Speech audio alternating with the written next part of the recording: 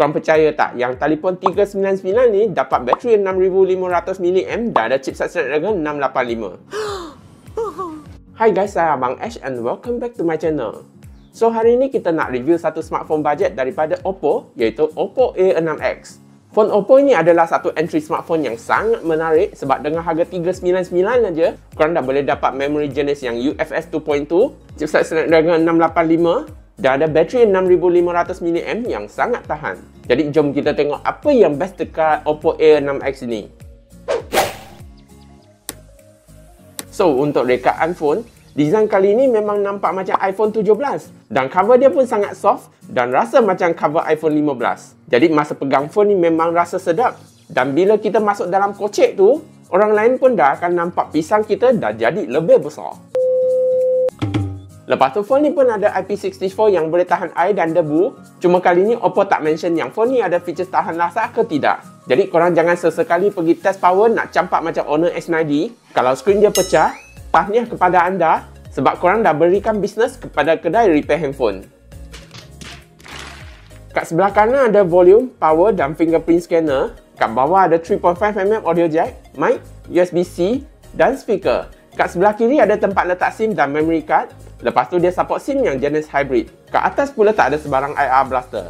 Bergerak ke bahagian depan, phone ni didatangkan dengan skrin bersaiz 6.75 inci support refresh rate 120Hz. Jadi nak gunakan dia untuk scrolling ke swiping tu, skrin dia memang nampak terang dan rasa smooth.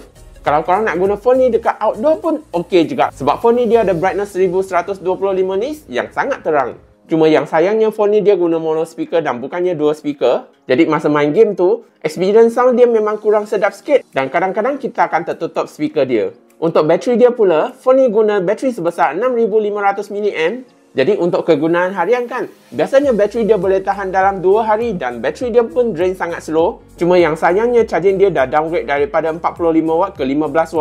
Tapi bagi saya ini bukan masalah besar sebab bateri dia memang boleh tahan sampai malam dan kita boleh charge masa kita nak pergi tidur itu.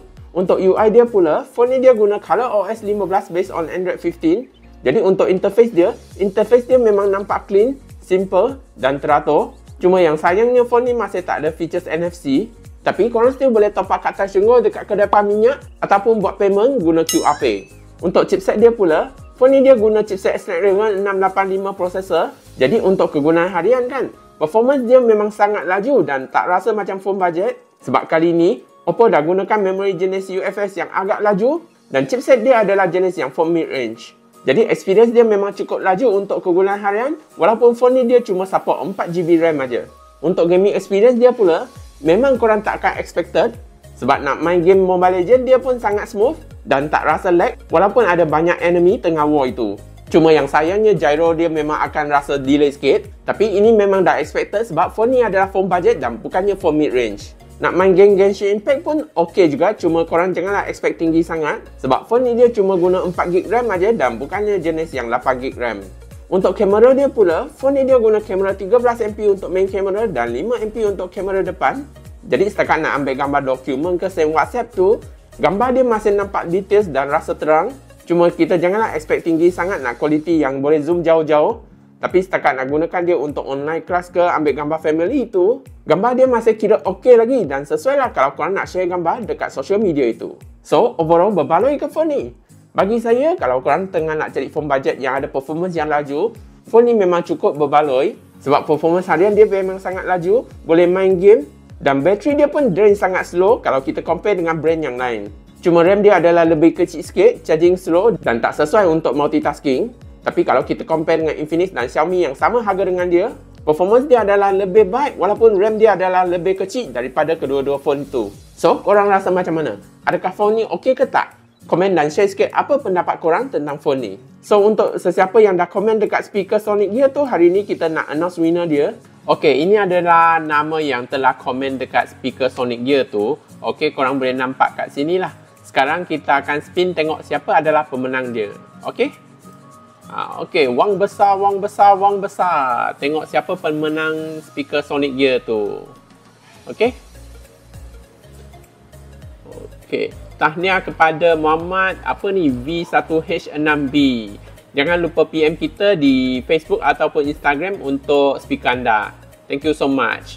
So untuk yang belum dapat free giveaway ni, korang pun jangan sedih. Sebab coming soon saya pun akan buat giveaway gaming mouse, smartwatch, power bank dan yang lain. So kalau korang nak menang free giveaway tu, jangan lupa follow saya di Facebook, Instagram, YouTube dan TikTok. Sebab kemungkinan besar korang adalah winner yang seterusnya. So kalau korang berminat untuk beli phone ni, aku dah sharekan link dia dekat bawah description sana. Dan kalau korang beli guna YouTube Shopping, korang pun akan dapat sedikit diskaun daripada Shopee. So cepat-cepatlah add to cart sebelum offer dia habis. So I rasa itu saja untuk video hari ni. Kalau suka video ni, jangan lupa tekan butang like, share, komen dan subscribe ya.